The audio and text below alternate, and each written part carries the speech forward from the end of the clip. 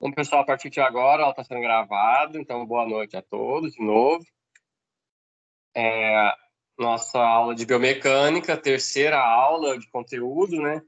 E o arquivo da aula de hoje está lá nos materiais. Dessa vez eu coloquei certo, tá, Douglas? Eu conferi duas vezes, porque a semana passada eu fiz errado, mas agora tá certo lá o material da aula de hoje. Quem quiser baixa lá depois para responder as perguntinhas.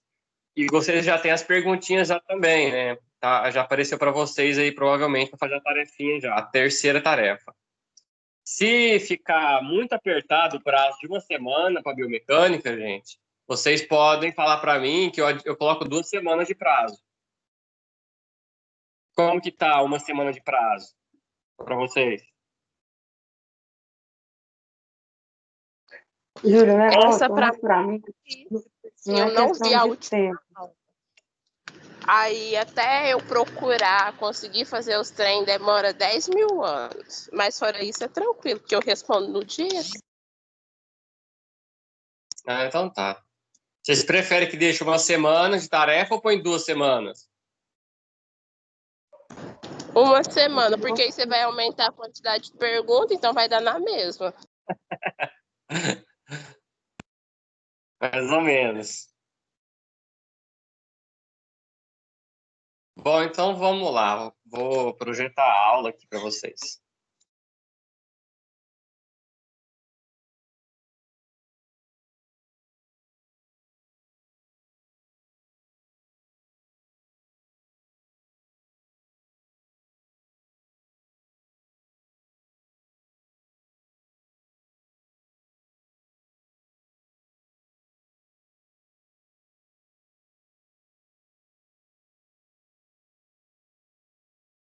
Se estiver com dúvida, respondo.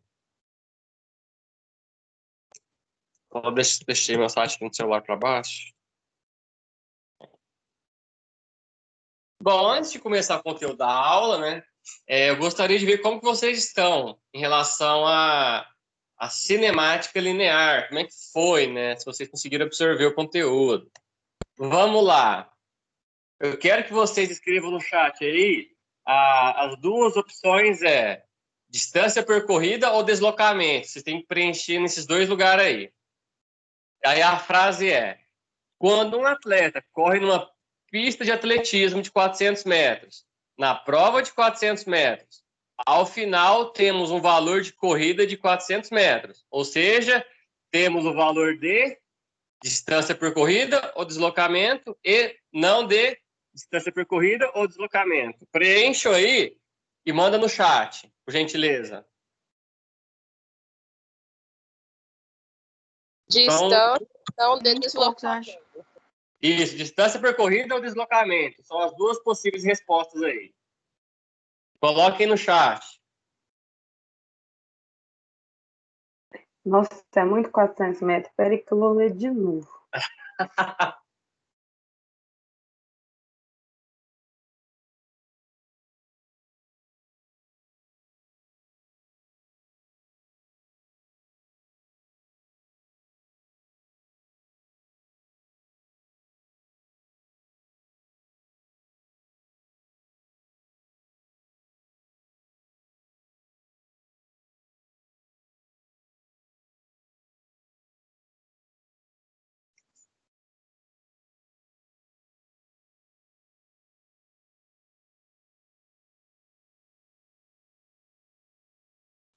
E não, o meu negócio aqui é interpretação mesmo, não vai estar dando.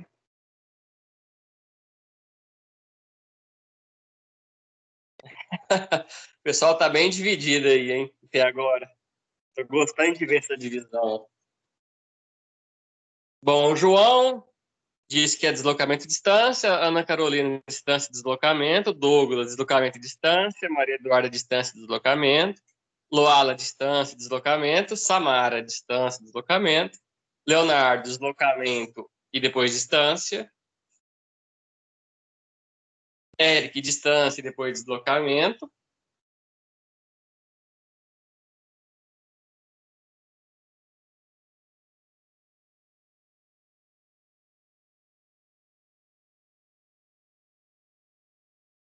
E se mais alguém aí quer responder, eu já passo a resposta.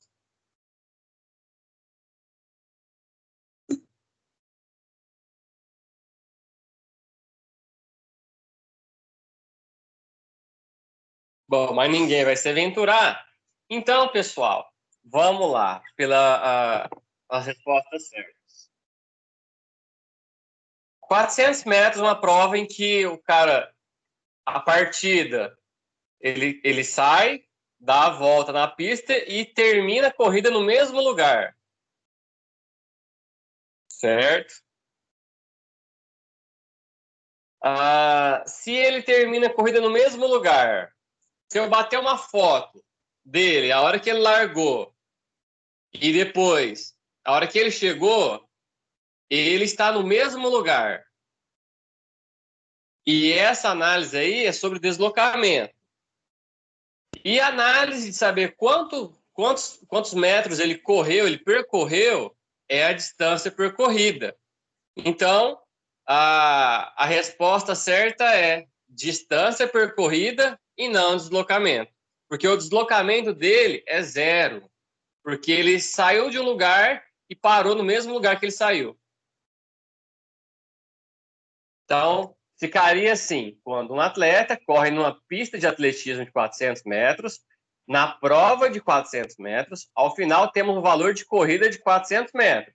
Ou seja, temos um valor de distância percorrida e não de deslocamento. Essa perguntinha é meio que um pega mesmo, tá, gente? Pode ficar tranquilo, que eu fiquei um tempinho elaborando ela para confundir a cabeça mesmo. Porque o cara, na corrida de 400 metros, ele percorre os 400 metros. Só que ele desloca em relação ao local dele nada, porque ele inicia num lugar e termina no outro. Então, o deslocamento dele do ponto A ao ponto B é zero. Seguindo, verdadeiro ou falso? Vocês vão escrever verdadeiro ou falso aí no chat. Para um corredor de maratona, durante a prova será mais interessante acelerar, utilizando como recurso principal o comprimento das passadas. A gente viu na aula passada isso. Essa afirmação é verdadeira ou falsa?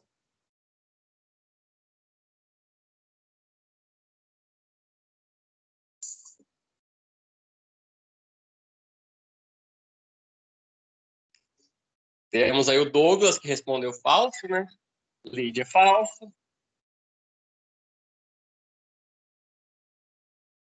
Ana acha que é verdadeira, Samara é falso.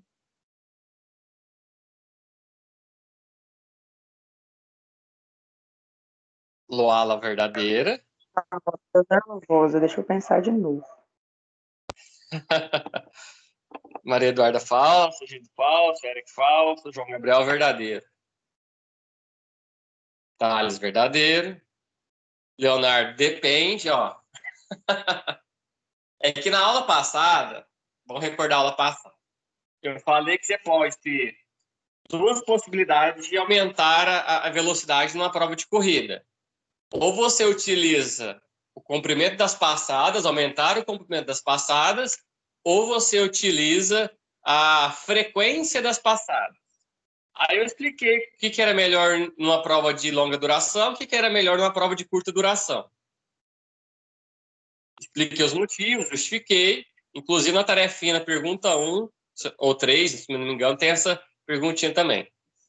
E aqui a afirmação é: para um corredor de maratonas, durante a prova será mais interessante acelerar, utilizando como recurso principal o comprimento das passadas. Essa afirmação é falsa. Por que ela é falsa? Porque o interessante para maratona ou para corridas de longa duração é aumentar a frequência de passada ao invés do comprimento das passadas. Por quê? Porque o comprimento das passadas vai ter um desgaste maior, por conta da amplitude no movimento.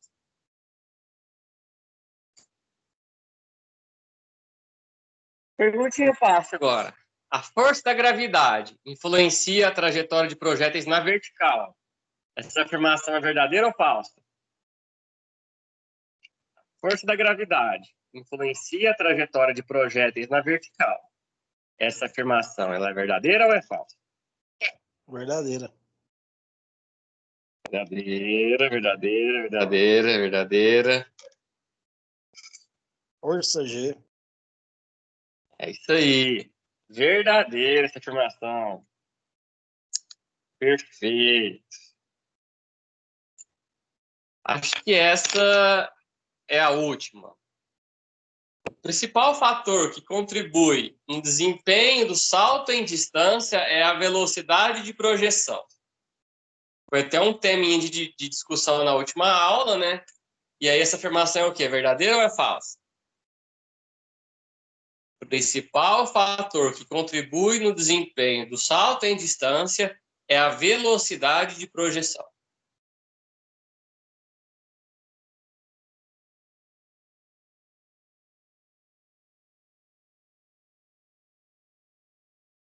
Só o Vinícius indo contra ali, falso.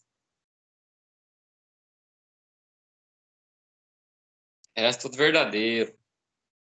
Douglas, Lídia, Gildo, Luala, Samara, Maria Bethânia, Leonardo, Maria Eduarda. A resposta é verdadeiro, isso mesmo. Que dentre as possibilidades de velocidade de projeção, ângulo de projeção e altura relativa de projeção, a velocidade ela é a principal para o salto em distância. É melhor você atingir uma velocidade elevada do que ir devagarzinho e saltar numa angulação diferente ali. Ah, tá de sacanagem, Vinícius.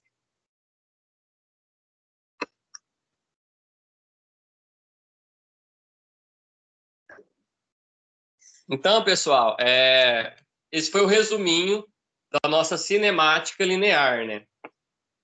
De forma geral, o pessoal aí entendeu bastante, né? Algumas questões aí mais complexas, mas de forma geral foi bem satisfatório o desempenho de vocês. Fora o Vinícius, né, que tentou mascarar a resposta dele. O resto foi bem. E agora a gente entra na cinemática angular. A cinemática angular ela é semelhante à cinemática linear que a gente acabou de ver.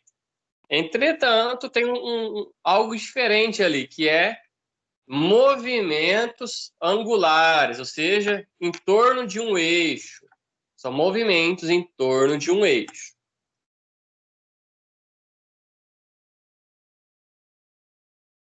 A gente aprendeu na linear, que é distância percorrida e deslocamento, né?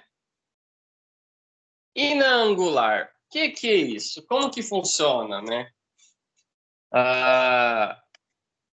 Bom, vamos lembrar daquele movimento da flexão de cotovelo, a rosca direta na academia que o pessoal faz. Tem como eu medir a distância percorrida angularmente na rosca direta? Tem. Eu estendo o cotovelo e aí se eu colocar um aparelho aqui para medir a minha angulação que eu estou percorrendo, essa é a minha distância percorrida. Então, ao invés de contar em metros, como a gente conta aqui na linear, na angular, a gente vai contar em ângulos. Então, a nossa unidade de medida é ângulos. E então, se eu faço um movimento, o cotovelo está estendido, e eu flexiono ele, eu posso falar ali que eu percorri aproximadamente 45 graus de distância percorrida e de deslocamento também. É cotovelo estendido, flexionei. Essa trajetória dele até aqui, ó, se eu for medir o quanto eu desloquei em torno do eixo, vai ser aproximadamente 45 graus. Então, a distância percorrida aqui e o deslocamento é a mesma coisa aqui, 45 graus. Conseguiram entender essa parte de angular? Como que se mede? Sim ou não? Tá confuso? Que aparelho que é usado? Oi, repete, falhou aqui para mim. Que aparelho que é usado? O aparelho, já falo daqui a pouquinho, chama goniômetro. Ah, tá. Achei que você ia deixar no ar. Não, tá aqui, ó, vou falar dele daqui a pouco. Deixar no ar.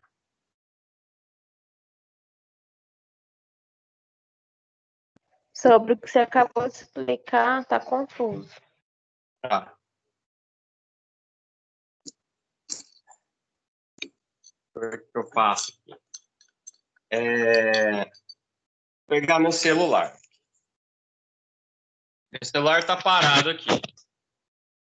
Ele tá rodando até aqui. Então ele tá fazendo movimento angular e a minha mão aqui é o eixo de movimento, certo? Aqui é a estaca zero. E eu tenho como medir quantos graus eu desloquei aqui.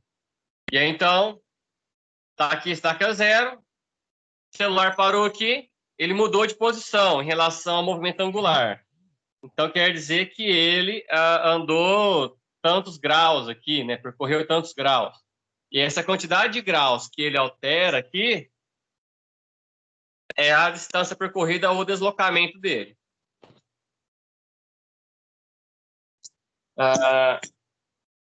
Aí eu falei do braço, né? Do cotovelo. O movimento angular é meu antebraço aproximar aqui do ombro, né? E aí eu tenho um movimento aqui no eixo articular do cotovelo. Tem como eu medir esse movimento aqui. E daqui a pouco a gente vai falar sobre o aparelho que mede isso. Se meu braço sair daqui está nessa posição, eu vou flexionar o meu cotovelo até atingir uma angulação de 45 graus. Ou seja, eu saí de uma angulação zero e vim para 45 graus. Então, se eu perguntar qual é o deslocamento em graus que fez aqui? 45 graus. E minha distância percorrida? 45 graus também. Então, saio aqui da estaca zero, movimentou em torno da articulação, movimento angular, eu calculo em graus isso, né? Vocês devem ter visto essas, sobre graus no ensino médio, que é aqueles movimentos em torno de um eixo, você tem uma angulação ali específica de movimento. Ficou mais claro agora o que é esse movimento angular? Maria Eduarda, você que pediu para repetir? Sim? Samara, sim? Tá. Então, agora vamos ver a diferença entre distância percorrida e deslocamento angular. Existe diferença.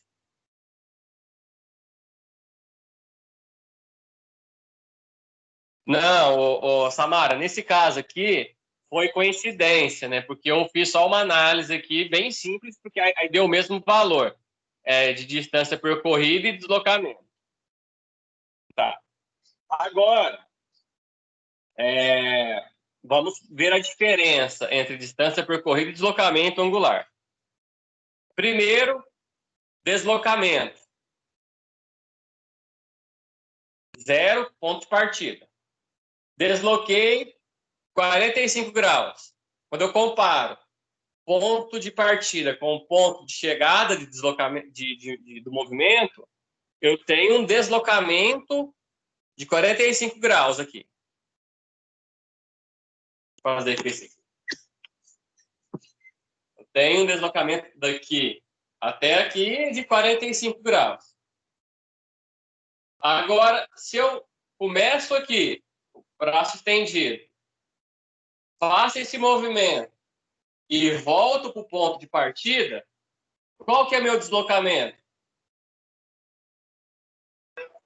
Zero. Zero. A gente Grau. aprendeu agora lá que é zero, né? Igual o exemplo dos 400 metros. Que ele partiu de um ponto, se movimentou e voltou para o mesmo ponto. Então, o deslocamento aqui é zero. quando eu comparo o ponto de partida e o ponto de chegada. E agora vamos ver a distância percorrida. Está no ponto zero, percorri 45 graus até aqui, voltei o braço, percorri mais 45 graus. Qual que é a minha distância percorrida? Acho que 90. Perfeito, é isso aí. Aí, no caso, é semelhante a linear, só que ao invés de falar metros, aqui a gente vai falar graus.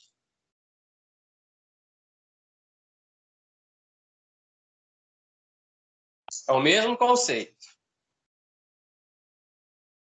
Tá, mas agora eu tive uma dúvida aqui, ó. Se assim Aham. aqui, deu o exemplo do deslocamento. Você trouxe o braço, voltou o braço para o mesmo ponto de partida. O Uhum. deslocamento é zero. Aí você trouxe o braço. Ah, tá, entendi. Agora tudo faz sentido. Raciocinei aqui. Aí, no caso, é a distância que você volta o braço, que aí você soma os 45, 45. Isso, perfeito, é isso aí. Porque aí a distância tem que somar tudo, toda a trajetória que ele fez. Entendi. Perfeito, ótimo.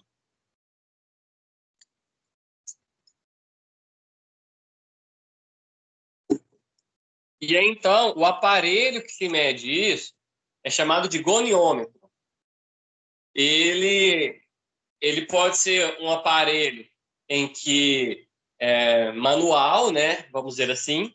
Esse exemplo lado esquerdo é uma régua praticamente. Você põe a régua, o ponto central dela ali, no eixo de movimento. Aí você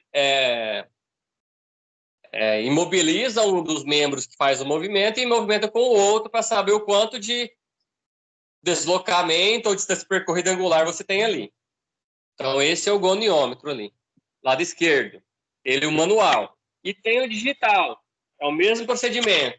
Você tem um aparelho na parte do braço, um aparelho na outra parte do braço, e aqui ele vai medindo a sua movimentação angular e ele dá um valor digital ali.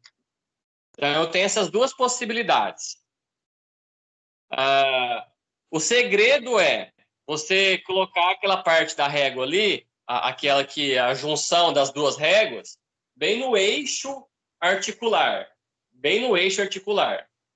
Para poder conseguir analisar o movimento correto. E aí vocês têm uma perguntinha na tarefa de vocês, né? É possível o centro de rotação da articulação se deslocar? Vocês acham que sim ou acham que não? Eu acredito que não, porque vamos supor, como que você vai deslocar o cotovelo? Milimetricamente, um pouquinho, ele mexe. Por que que ele mexe? Porque a superfície de encontro dos ossos das articulações, eles não são perfeitos. E aí, depois que você faz ali, ele dá uma leve deslocada. Então, é comum o eixo de movimento se deslocar levemente da posição dele. Porque as nossas estruturas ósseas, não são, as articulações, não são como eixos de carro que é perfeitinho. A gente tem deformações nos nossos ossos que causa esse leve deslocamento durante uma rotação na articular.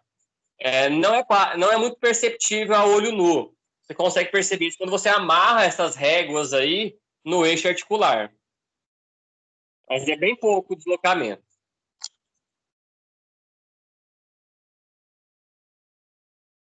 Ficou claro isso?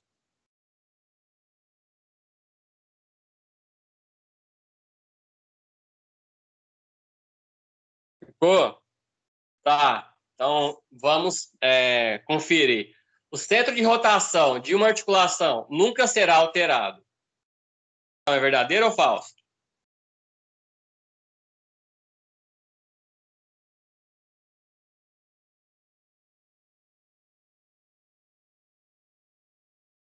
Falso, falso, falso. Lídia falso, Samara falso, Vinícius falso, Maria Bethânia falso, Gildo falso, Douglas falso. Matheus falso, Luala falso.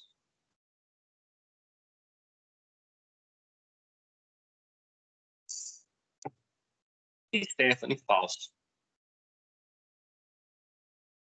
A resposta é falso.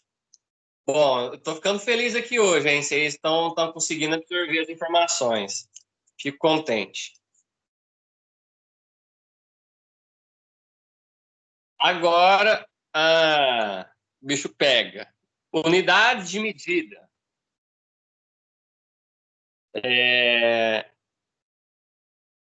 A gente pode medir as unidades de utilizar as unidades, a mais conhecida em graus, né? Quando você movimenta ali em graus. 45, 90, quando é um ângulo ali reto, né? 180, 360, que é a volta completa. Essa medida aí é em graus, que a gente conhece mais.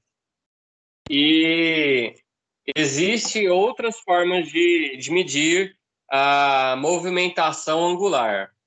Uma outra forma é radianos. Radianos é uma outra unidade de medida em que ela equivale a 37,3 graus. Que ela facilita, por exemplo, a calcular valores mais elevados de graus de movimento de distância percorrida, né? E aí, então, a cada 57,3... 57. 57. 57. 57. 57,3 graus é o equivalente a 1 radiano. Então, essa é uma outra unidade de medida. Então, eu tenho um movimento assim, movimentei 57,3 graus. Ao invés de falar 57,3, eu posso falar eu movimentei 1 radiano. E assim vai. Uma outra forma de medir movimentos angulares é revolução, ou rotação, que o pessoal usa bastante na bike, né? Uma revolução equivale a uma volta inteira daquele movimento, ou seja, 360 graus. Eu faço uma volta completa. O pessoal usa muito isso na bike, né? Rotações por minuto, né? Ou revoluções por minuto, dependendo do lugar, usa também essa nomenclatura. Na dança, usa também bastante essa nomenclatura. Eu dou 2 revoluções no ar, ou 2 revoluções por segundo. Usa essa unidade de medida também. Quer dizer que uma revolução são 360 graus. Uma volta completa. São só nomenclaturas. É tudo graus que é convertido em uma outra unidade de medida, tá, gente?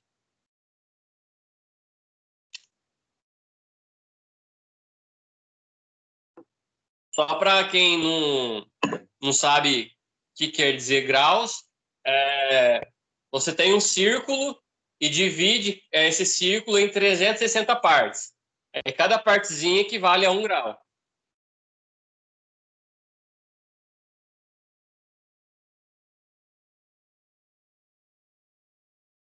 Até aqui tranquilo, né?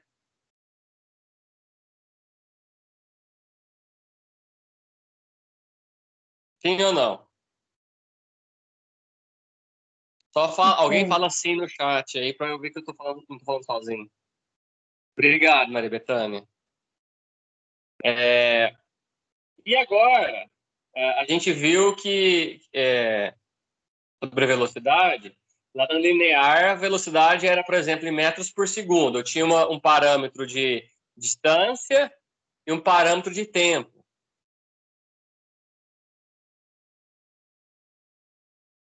Ave Maria, Samara. Deus abençoe essa professora, hein? Que vai ter paciência lá para fazer isso aí. Então, a velocidade nada mais é que uma medida de distância e por tempo. Então, aqui na angular, a gente pode falar a distância em graus e o tempo em segundos, né? Então, eu posso falar que eu movimentei tantos graus por segundo. Por exemplo, 45 graus em 1 segundo. 90 graus em 1 segundo. Eu posso falar dessa forma a velocidade. Ela é interessante, por exemplo, na academia, né? Você calcular a velocidade, principalmente nos laboratórios de biomecânica. Quando você vai fazer ali um teste, eles falam, olha, você movimenta tantos graus por segundo, tantos radianos por segundo, você é muito rápido no movimento articular do joelho, no caso do chute, do futebol, né? Ou do ombro, no caso do voleibol ou do handebol. Então, é usado isso para calcular velocidade. Radianos por segundo ou revoluções por segundo. Quantos radianos eu faço ali em 1 segundo, quantos graus em 1 segundo, quantas revoluções em 1 segundo. Vou consultar aqui a nossa especialista em dança. Ô, Lídia, quantas voltas no ar você dá em 1 segundo? Depende. Se o meu labirinto estiver atacado, talvez 1 ou 2. 1 ou 2 por segundo? Sim. Com essa Tá bem. né? Consegue manter por quantas voltas? Sim. Depende, tem toda a questão dessa partilha do lugar que você tá, porque ajuda para deslizar, né? Mas até umas 4 ou 5. Seu recorde é 5, então?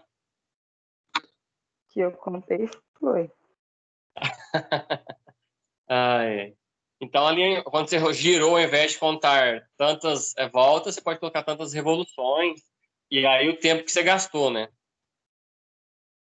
Por exemplo, se você deu 4 voltas, 4 revoluções em 2 segundos, a velocidade sua é 2 revoluções por segundo. Meu fone caiu dúvida que falou 2.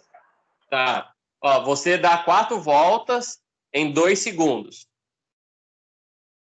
E aí, então, a sua velocidade vai ser 2 revoluções por segundo. A cada 2 voltas, você faz ela em 1 segundo. Ah, tá. Entendi. Bem simples. Normalmente, pessoal, se utiliza na biomecânica radianos por segundo. Por que utiliza radianos por segundo? Porque na hora que você vai converter velocidade angular em velocidade linear, quando você mistura as duas, o valor que der ali em radianos por segundo é a mesma coisa que metros por segundo. É a mesma conversão, é o mesmo valor. Deu 3 radianos por velocidade. Aí, se você converter isso para metros por segundo, é a mesma coisa, é o mesmo valor. Então, por isso que sempre utiliza radianos por segundo para ficar mais fácil a transformação.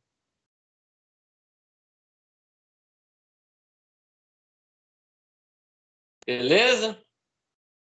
Entenderam sobre a transformação? Radianos por segundo e metros por segundo? Não. Não? Eu escutei um não aí. Bom, vamos lá. A gente tem aqui as velocidades angulares. A gente não conhece muito essa unidade de medida aqui. Mas, por exemplo, metros por segundo a gente conhece, não conhece? Que é na corrida ali. Metros por segundo? Sim. Sim ou não? Vocês conhecem? Hã? Sim. Sim ou não? Metros por segundo? Sim, obrigado, Vini. Sim, sim. Então, se você quer descobrir o quão rápido é o seu movimento, e esses radianos por segundo aqui parece que é uma coisa que você não entende muito bem, o que isso significa, se é bom ou ruim, você pode converter isso para metros por segundo. Basta você utilizar radianos por segundo, porque o valor de velocidade que der em radianos por segundo é a mesma coisa que metros por segundo, convertido já, direto.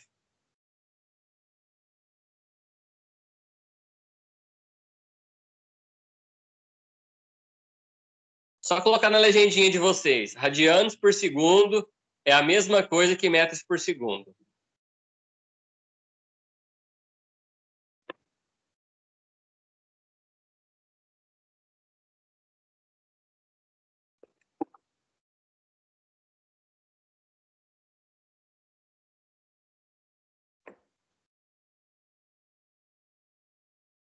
Bom, e aqui uma pequena observação da aceleração que a gente viu na linear. Aí na angular é a mesma coisa, o conceito, né, de você alterar a sua velocidade, quanto você altera de velocidade.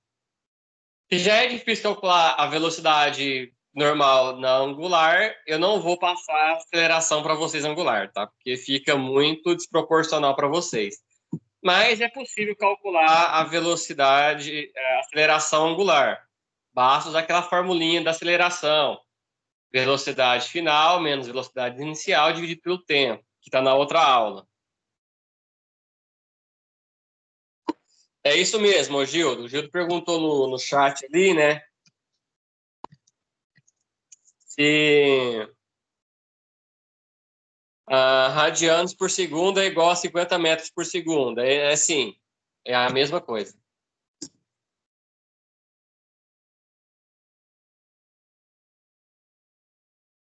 Da aceleração, eu não vou pedir para vocês, tá? Só eu estou passando para falar que existe como calcular a aceleração angular. E agora a gente chega na última parte da aula, que é um pouquinho mais complexa, mas eu espero que vocês estejam animados ainda para escutar.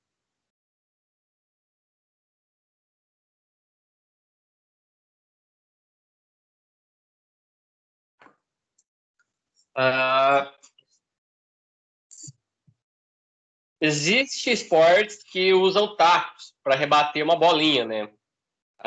Beisebol, golfe, que são os exemplos que estão aí, né? Vocês acham que o tamanho do taco influencia na velocidade final que rebate a bolinha? Vocês acham que sim ou acham que não? Acho que sim. Acho que sim. Tá.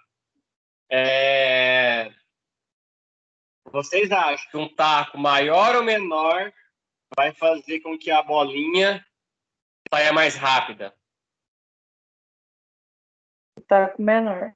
Quanto maior o taco ali, vai dar maior velocidade. Quanto menor, ele vai ter mais controle para bater. O maior é mais potente, o menor é mais controle. Boa! É isso aí mesmo, Thales. Exatamente isso. Quanto maior o taco ali para rebater uma bolinha, maior será a velocidade de rebater essa bolinha. Isso é verdade. Na biomecânica, a gente explica que quanto maior o braço de alavanca que tem ali, maior será a velocidade atingida de rebatimento da bolinha. E aí tem essa formulinha aqui embaixo. Tem essa fórmula aqui que é V igual a R vezes W. E vocês têm a última perguntinha da tarefinha sobre isso aqui. Como que resolve isso? Bom, vamos lá. Se a pessoa vai usar a mesma velocidade, por exemplo, 50 radianos por segundo.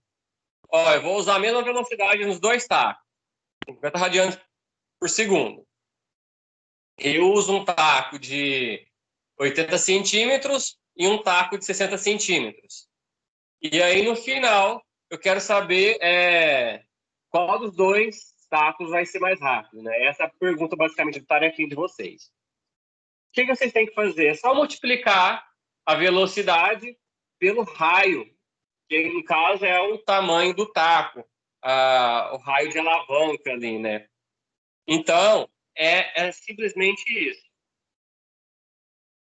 No caso, na perguntinha, tá 80 centímetros, não é? Ao invés de colocar 80 centímetros, vocês vão colocar 60. 0,8. Então, deixa eu digitar aqui para vocês, 80 centímetros. Para colocar na fórmula, como a radianos por segundo é metros, você tem que usar ali o valor em metros. Então, 80 centímetros equivale a 0,8.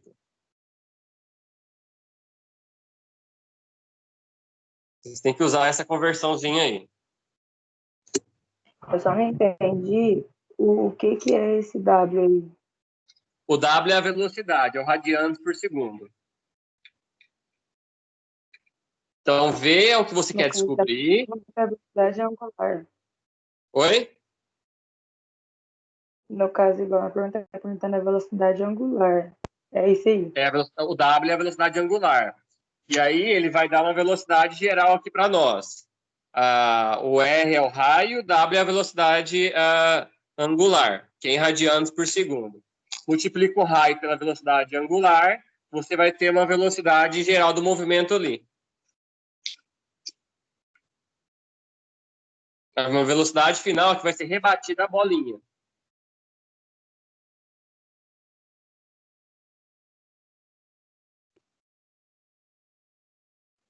Tá, e qual que é o raio? O raio tá na perguntinha lá. Quanto que tá na perguntinha? Não, de número só tá falando do centímetros do taco e 50 radianos por segundo. Esse aí, o raio é o tamanho do taco. Ah, tá.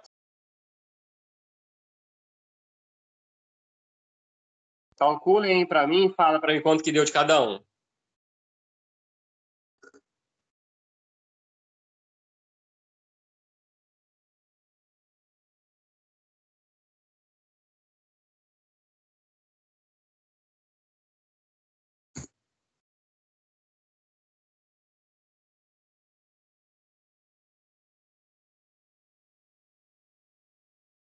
Vai dar 40 Deu 40 radianos por segundo?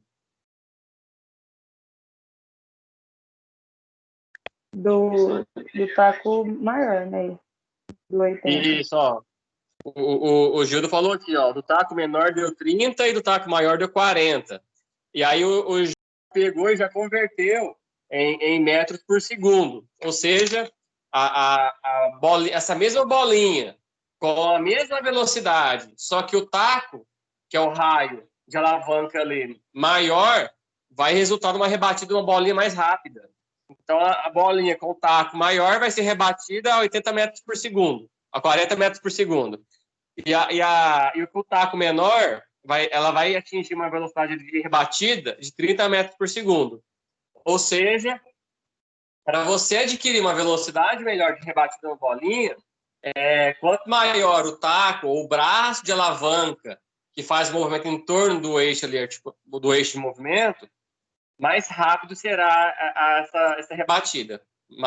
No caso, na hora que você rebate a bolinha, ela vai atingir uma velocidade maior. Então, eu vou falar devagar agora para vocês. Quanto maior o braço de alavanca movimentando em torno de um eixo,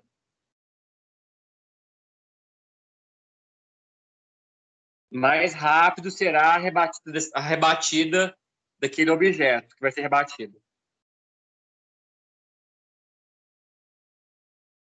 E aí é o problema técnico que o Thales falou, né? Você pode até atingir uma velocidade maior. Entretanto, o controle é diferente.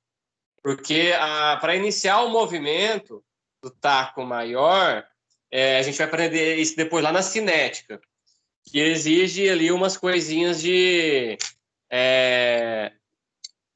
força, outros tipos de força cinética ali para poder sair do movimento parado. Gerar o movimento com o objeto parado. Mas, por enquanto, vocês não precisam saber disso, não. Só saber que quanto maior o braço alavanca, maior será a velocidade rebatida do negócio.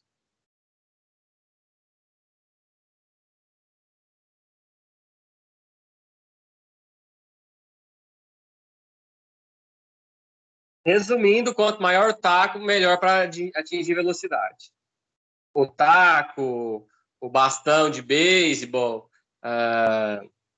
Deixa eu te perguntar, quando... isso serve para sinuca também? Oi? Isso Se você for serve para rebater a também? bolinha da sinuca, sim, né? Mas ali no... Do jeito que faz ali, não.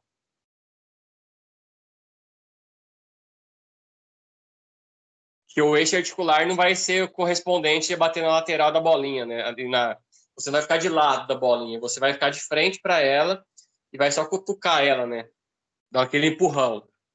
Mas isso funciona, por exemplo, para o tênis, né? Você faz um braço de alavanca maior, estendendo o seu cotovelo, você rebate a bolinha ali, ela vai atingir uma velocidade maior. Por isso que no saque eles fazem aquele movimento todo ampliado, né?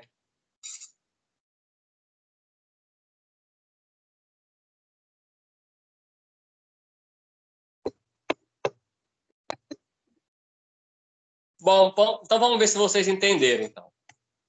Quanto, tananã, a alavanca em torno de um eixo de movimento angular, maior será a velocidade angular e, consequentemente, maior a velocidade linear de um projétil rebatido. Qual é a palavra que completa ali?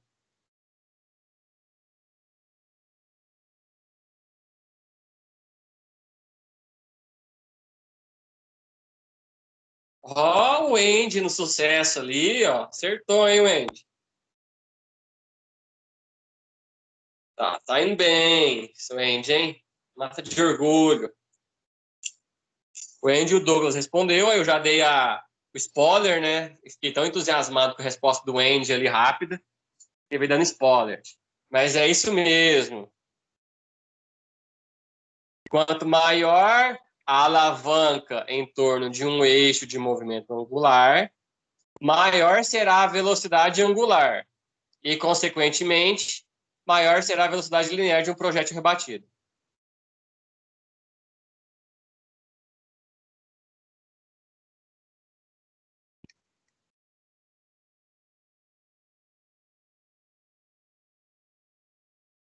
Então, pessoal, contente com o andamento da aula de hoje. De conteúdo, é só isso. Fico aqui à disposição agora para tirar dúvidas. Vocês estão com dúvidas? Para quem for for responder as atividades agora, eu ajudo a responder.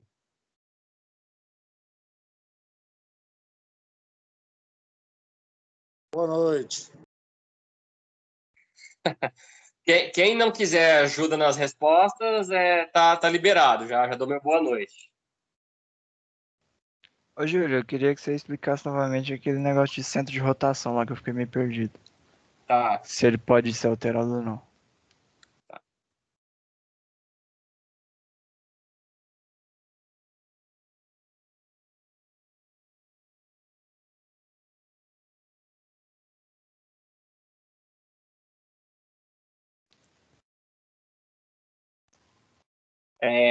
Então vamos lá, Eric.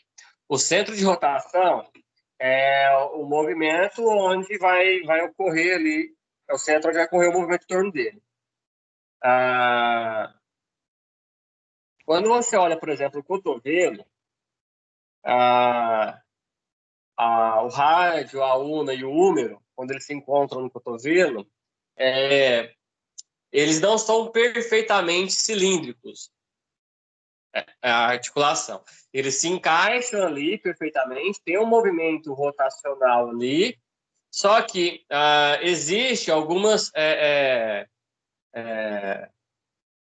perturbações ósseas ali, decorrente do próprio osso mesmo, que não é 100% liso a articulação.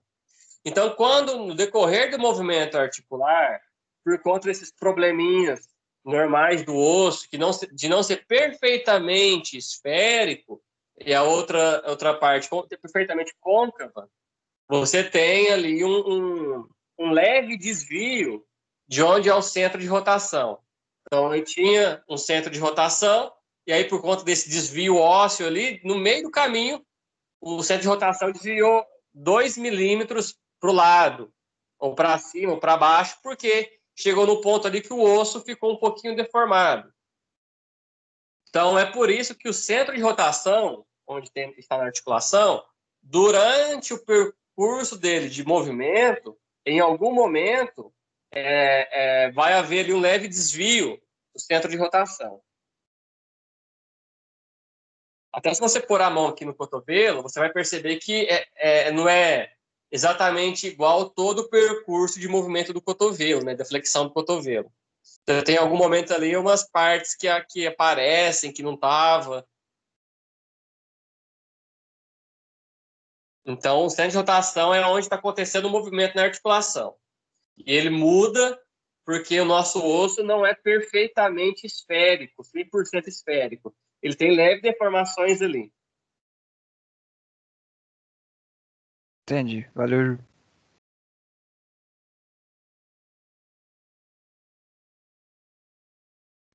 Então, a Mariana entrou agora, Mariana.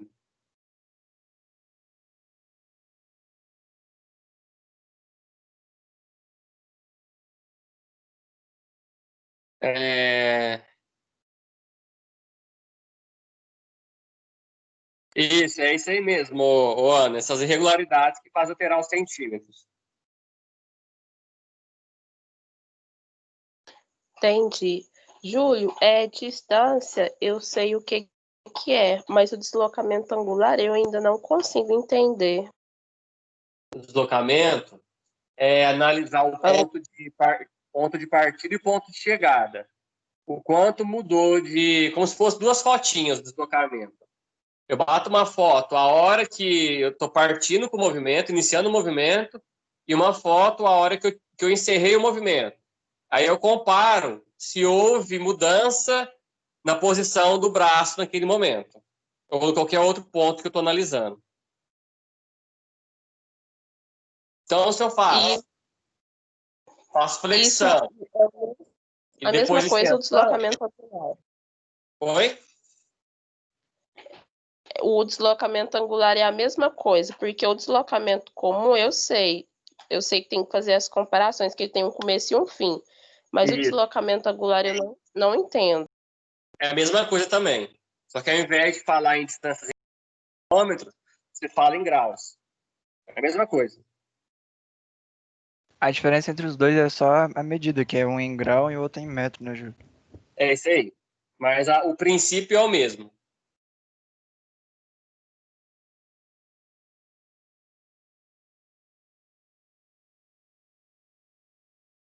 O Douglas, aí o ponto zero lá do exemplo do braço, o ponto zero é o cotovelo estendido. A gente olha a articulação do cotovelo que está comparando.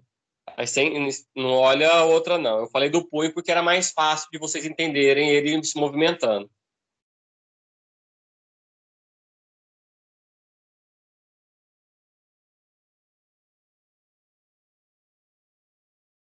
Mariana, você está conseguindo assistir as aulas gravadas? Só tirar uma dúvida, porque tem gente que não está conseguindo.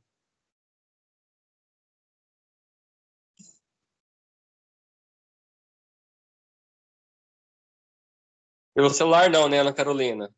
Tem gente que não consegue mesmo, não.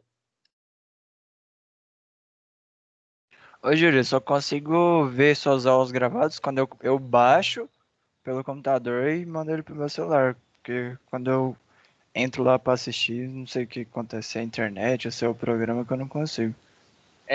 Tá difícil mesmo, tem que baixar só agora. O pessoal acaba atrapalhando isso mesmo. Pelo celular ninguém consegue.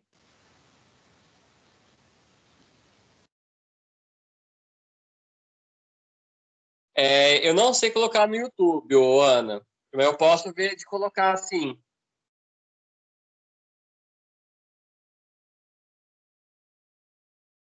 Eu vou ver se eu vejo como que coloca vídeo no YouTube. Acho que é só Fazer tipo, você grava, aí você baixa e quando você for mandar pro YouTube, você coloca como restrito aí, só que as pessoas que você mandar que você que consegue ver.